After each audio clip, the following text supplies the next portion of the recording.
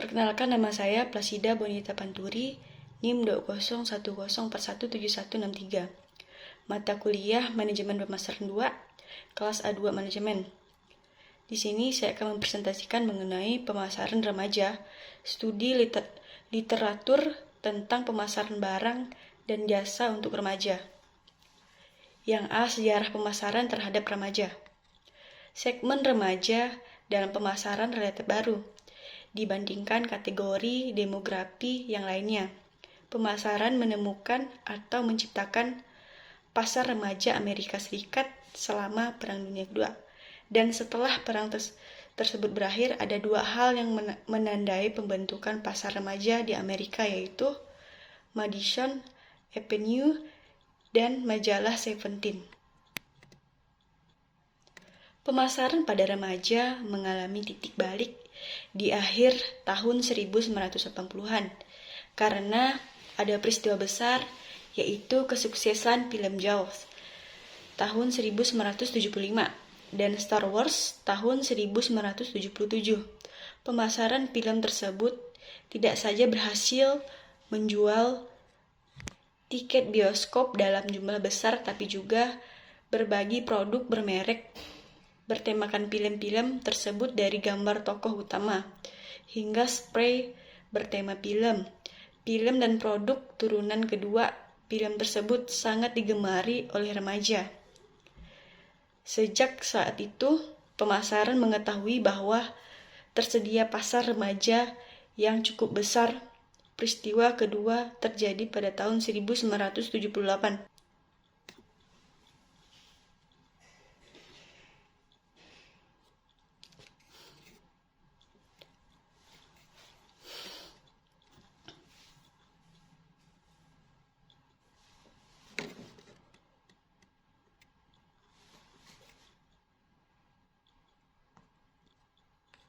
Ketika Federal Trade Commission berusaha mengubah peraturan yang melarang periklanan yang ditunjukkan pada anak-anak, suatu dekade kemudian peraturan memperbolehkan periklanan untuk anak-anak, sehingga permainan dan produk-produk yang berkaitan Teenage Mutant Ninja Turtles berhasil dipasarkan. Karena resesi ekonomi, pemasaran terhadap remaja melemah, tetapi 10 tahun kemudian pemasar menemukan metode dan sasaran baru untuk memasarkan produknya. Pemasaran terhadap remaja generasi Y di seluruh dunia diperkirakan ada sekitar 1 miliar remaja. Lebih dari itu, kelompok remaja inilah yang mengkonsumsi bagian terbesar dari pendapatan keluarganya. Pasar pemasaran menetapkan remaja generasi Y adalah segmen yang penting, lebih penting daripada remaja pada generasi-generasi sebelumnya. Setidaknya karena 3 alasan, yaitu: yang pertama, merek mempengaruhi belanja orang tua. Yang kedua, merek akan membelanjakan uang sekarang dan akan berbelanja lebih banyak lagi. Yang ketiga, merek adalah translator berdasarkan penelitian Tenant Research Unlimited. Pengaruh remaja generasi D. Pengaruh remaja generasi Y dalam keputusan pembelian keluarga lebih besar daripada remaja dari generasi manapun. Remaja melakukan berbagai cara untuk mempengaruhi keputusan pembelian orang tua dan keluarga, seperti meminta langsung, bernegosiasi, mempengaruhi, atau strategi emosional lainnya. Strategi emosional lainnya merayu dan membuat orang tua merasa bersalah. Berdasarkan survei Children's Market Research, 34% anak 9-14 tahun mempengaruhi orang tuanya memilih permainan video, 19% mempengaruhi liburan keluarga, dan 18% mempengaruhi pembelian stereo equipment, sedangkan 14% sisanya mempengaruhi pembelian komputer. VCR dan televisi polisi remaja yang semakin mempengaruhi keputusan pembelian orang tuanya, membuat pemasaran yang semakin sering menempatkan remaja dalam iklan mereka. terutama untuk iklan produk yang biasanya dibeli oleh keluarga. Dalam iklan-iklan tersebut, remaja dan anak-anak digambarkan sedang menunjukkan atau memilih produk teruntuk orang tua mereka. Selanjutnya, orang tua mengikuti saran sang anak. Bahkan iklan-iklan dibuat sesuai dengan selera remaja, yaitu menampilkan beberapa adegan yang berganti dengan cepat, serta menampilkan beberapa orang yang tampil bersamaan dengan wajah ceria. Faktor yang membuat semakin kaya adalah yang pertama, jumlah anak dalam keluarga semakin sedikit sehingga kekayaan orang tua hanya dibagikan pada lebih sekitar anak. Yang kedua, perasaan bersalah orang tua karena bekerja sepanjang waktu atau dikompensasikan dalam bentuk pemenuhan materi program keluarga berencana adalah salah satu bentuk pengendalian pemerintah terhadap jumlah penduduk banyak negara miskin yang berkembang. Memberlakukan kebijakan tersebut tidak saja berdampak secara demografis, tapi juga pada relasi sosial dalam keluarga. Produk untuk remaja. Produk pertama yang diciptakan dengan menyesuaikan karakter remaja adalah fashion. Para perancangan pakaian jadi menciptakan kategori khusus yang membedakan pakaian remaja dengan pakaian anak-anak. Pakaian orang dewasa, sejak saat itu karakteristik remaja terhadap fashion semakin meningkat. Mereka adalah segmen yang paling cepat menyesuaikan diri dengan perubahan fashion. Hal-hal yang ingin diperoleh dari merek adalah berkualitas bagus, pakaian modern yang nyaman dikenakan. Merek yang membuat mereka diperhatikan, modernitas, trendy dianggap karena hal-hal yang lainnya membuat mereka dihargai oleh lingkungan sekitarnya. Remaja sangat ingin orang lain tahu merek pakaian mereka berharga mahal. Selain itu, mereka juga ingin pakaian bermerek berkualitas tinggi.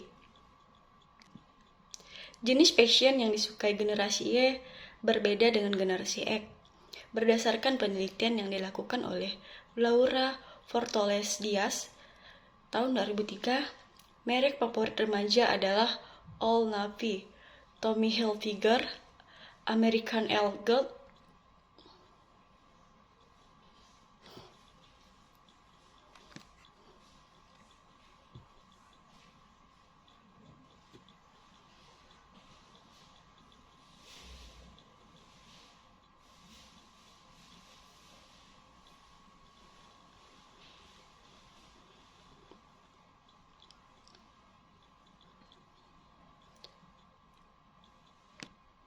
Selanjutnya, Diaz menyebutkan bahwa yang pertama, generasi Y mensyaratkan pakaian mereka kenakan seharusnya nyaman yang pantas dipakai tubuh mereka. Yang kedua, model pakaian disukai sesuai dengan gaya pribadi dan norma di sekitarnya. Pembelian dilakukan berdasarkan motivasi, fit in, dan memiliki identitas. Komunikasi pemasaran remaja adalah segmen yang tak cukup didekati melalui media komunikasi. Informasi generasi sebelumnya berdasarkan oleh televisi dan teknologi informasi, tetapi remaja sekarang mewariskan hal itu. Mereka mulai mengkonsumsi media di usia lebih dini dibandingkan orang tuanya. Lebih dari mereka mendapatkan pelajaran sekolah dan terpaan media massa yang jauh lebih canggih. Menurut Chip Walker, Direktur New World Teen Study, remaja yang menonton video musik MTV ternyata lebih suka gaya seragam. Remaja seperti celana jeans, sepatu, lari, dan jaket denim. Mereka juga lebih suka memiliki elektronik sendiri dan mengkonsumsi benda-benda khas remaja seperti permen, soda, kue, dan makanan cepat saji. Mereka juga jauh lebih suka memakai serangkaian produk, perawatan, dan mereka lebih suka hal semacam itu. Internet digemari oleh konsumen remaja karena yang pertama, mereka mendapatkan lebih banyak informasi tentang produk yang dibeli melalui internet daripada iklan 30 detik. Remaja mencari informasi produk sebelum membeli melalui internet Jupiter Media Research. Yang kedua, mereka dapat melakukan pembelian online. Yang ketiga, internet dianggap dapat menggantikan komunikasi pers. Karena di internet mereka dapat bercakap-cakap secara lisan dan tulisan dengan menggunakan bahasa. Program internet adalah media yang sesuai dengan remaja karena pada dasarnya remaja ingin selalu menentukan sendiri keputusan apapun yang menyangkut dirinya, termasuk keputusan pembelian. Remaja tidak suka diterpa dengan pesan-pesan remaja. Oleh karena sangatlah penting jika pemasaran menyediakan informasi seperti internet atau dari teman lebih efektif daripada menerpa mereka dengan pesan-pesan komunikasi pemasaran. Internet adalah media paling penting untuk menyasar remaja. Teman adalah bagian terpenting dalam kehidupan remaja. Perasaan diterima oleh lingkungan sebaya membuat mereka berusaha membuat konformitas. Keputusan pembelian juga dipengaruhi oleh teman sebaya. Berdasarkan penelitian Martin dan Buss tahun 2000, salah satu alasan konsumsi remaja karena teman-teman mereka mengkonsumsi produk tersebut. Bagi remaja, merek adalah raja. Tekanan teman sebaya dan keinginan kuat agar bisa diterima oleh teman sebaya menjadi motivasi utama remaja. Mereka dilibatkan dalam berbagai program yang diadakan oleh perusahaan melalui cara ini. Konsumen merasa menjadi bagian dari produk yang mereka konsumsi. Kemudian mereka secara sukarela menjadi pembawa pesan kepada setiap remaja lainnya yang dikenalnya.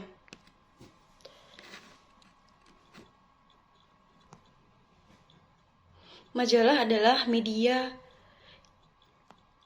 yang paling efektif untuk mengkonsumsi produk fashion. Setiap majalah melekatkan citra tertentu pada dirinya. Citra tersebut yang diolah-olah produsen produk fashion. Majalah baik yang gratis maupun tidak masih menjadi patokan utama remaja untuk menentukan selera fashion mereka. Perilaku konsumen remaja. Kelompok remaja memiliki karakter yang unik karena mereka sedang berada dalam usia perkembangan fisik dan emosional yang pesat. Remaja bukanlah kelompok homogen. Mereka terbagi menjadi early teen, yaitu remaja usia 13-14 tahun. Ada beberapa karakter remaja yang dapat diringkas sebagai berikut. Yang pertama, mereka sedang beradaptasi dengan kedewasaan secara fisik, termasuk diantaranya hasrat seksual dan kekuatan fisik. Yang kedua, mereka mengalami perasaan transisi antara masa kanak-kanak yang masih tergantung pada orang dewasa dengan perasaan ingin mandiri dari orang dewasa. Yang ketiga, kelompok teman sebaya menjadi sangat penting. Mereka berusaha menyesuaikan pendapat dan nilai-nilai agar diterima. Berdasarkan penelitian Moses pada tahun 2000 yang melibatkan lebih dari 22.000 remaja usia 15 tahun sampai 19 dari 44 negara, menunjukkan bahwa remaja dari seluruh dunia menunjukkan persamaan konsumisme, tertarik pada teknologi, kekhawatiran dengan lingkungan, menyukai tantangan dan berusaha mendapatkan pengalaman, dan suka berpindah tempat melakukan monoton olahraga, menyukai ikon global. Humanisme dan empati, berharap dan percaya masa depan, suka mengendalikan diri sendiri. Generasi Y memang sangat berbeda dengan generasi X. Jika remaja generasi X dibesarkan dalam lingkungan, tempat, status, dan sosial ditentukan berdasarkan pekerjaan, seseorang, maka generasi Y dibesarkan pada masa status sosial ditentukan oleh produk yang dikonsumsi. Bagi generasi Y, jenis dan jumlah berbelanja seseorang konsumen sangat berhubungan dengan penampilan. Melalui belanja, remaja terus-menerus memperbaiki penampilan mereka. Identitas dibentuk melalui selera berpakaian, tata rambut yang berkaitan erat dengan aliran musik kesukaan. Mereka menggunakan objek-objek fisik seperti pakaian, sepatu fashion, dan aksesoris untuk menentukan identitas perilaku remaja. Semacam itu menjelaskan keterikatan mereka terhadap mereka. Beberapa penelitian di Amerika dan Eropa menunjukkan bahwa anak-anak sangat sadar merek. Mereka dapat menyebutkan nama merek dan produk yang berhubungan dengan merek-merek tersebut. Bahkan di negara berkembang seperti Singapura, kesadaran merek dan penggunaan produk bermerek tersebut sangat selektif, seperti terungkap dalam penelitian Syah pada tahun 1995. Kesadaran terhadap merek adalah salah satu pemasaran remaja di seluruh belahan dunia, atau biasa disebut gejala remaja global. Kehadiran teknologi informasi secara global seperti internet, jaringan televisi, dan radio global memicu pembentukan remaja global. Remaja dari seluruh dunia memiliki kecenderungan dan kesukaan yang hampir sama. Nilai remaja global adalah individualisme, ambisi, dan kebebasan. Baik, sekian presentasi dari saya mengenai pemasaran remaja. Atas perhatiannya saya ucapkan banyak terima kasih.